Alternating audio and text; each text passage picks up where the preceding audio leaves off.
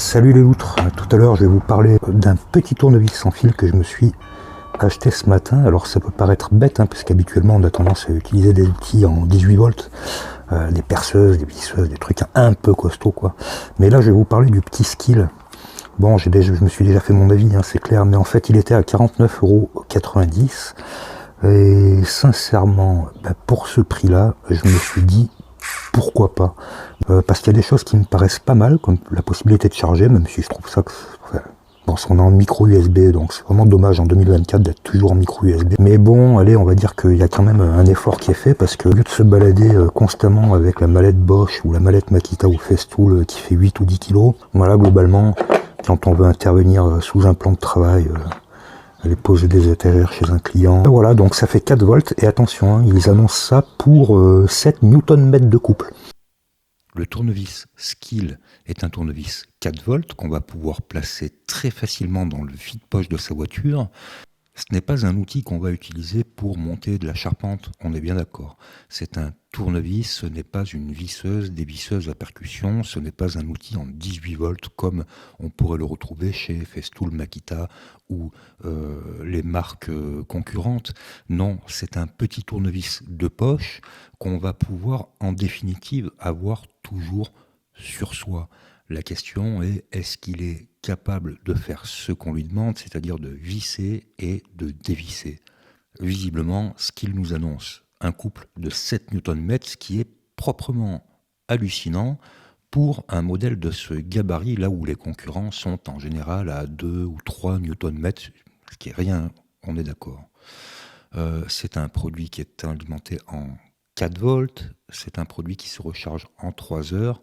Sur le papier, ça a l'air plutôt sympa. Mais là où c'est intéressant, c'est surtout en définitive le prix, puisque j'ai acheté ce modèle-là hier matin à 49,90 € dans un bricomarché, le bricomarché du coin. Et je pense que ça sera pareil chez Leroy ou dans n'importe quelle autre grande surface de bricolage. Or, c'est assez intéressant parce que quand vous regardez la boîte, vous vous rendez compte qu'elle est fournie avec une trentaine d'accessoires, des embouts, et si vous êtes du bâtiment, vous le savez, les embouts, on est toujours en train de courir après, on les perd. Une boîte d'embouts, c'est entre 10 pour les moins chers et 20 € pour les embouts pas les plus chers, parce que ça peut aller beaucoup plus cher, notamment chez Stanley par exemple, mais on se dit qu'en définitive, une trentaine d'embouts, une vingtaine, je ne les ai pas comptés, une trentaine d'embouts, avec notamment 2 forêts, je crois que ce sont des forêts en acier, vous le verrez sur la vidéo, ça laisse la visseuse à 30 € en définitive. Et là, ça devient super intéressant. Donc pourquoi s'en priver?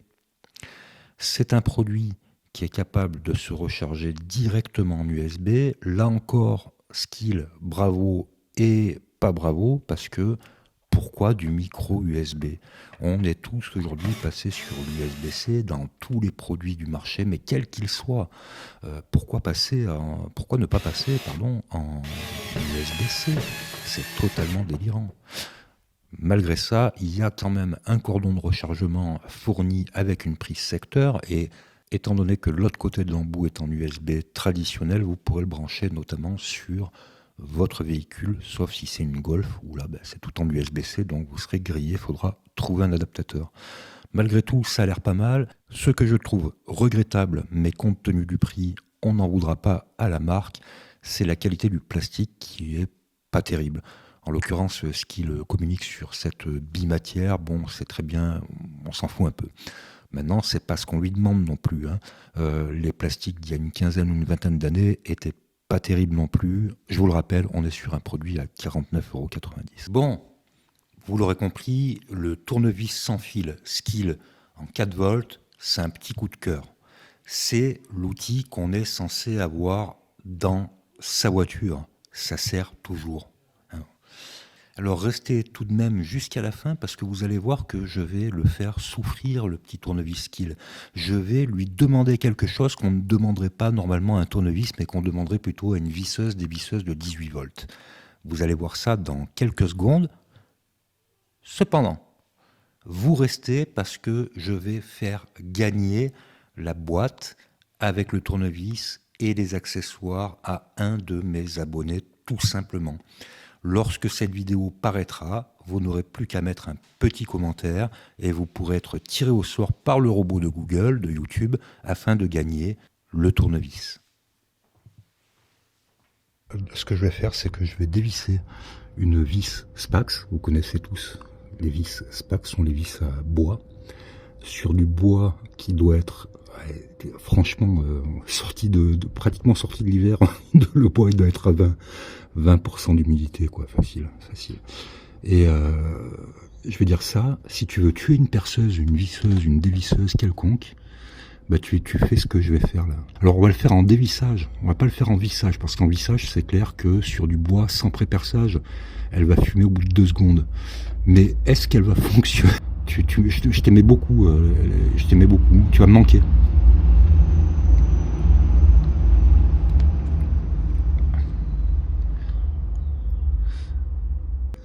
Je tenais à m'excuser donc auprès de Skill et auprès de cette petite merveille. Voilà, toutes mes condoléances. Condoléances. Oh.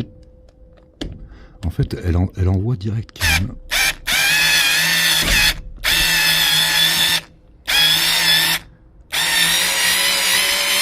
J'y crois pas, c'est assez impressionnant. Bon, à mon avis, tu le fais une fois. On va essayer en serrage.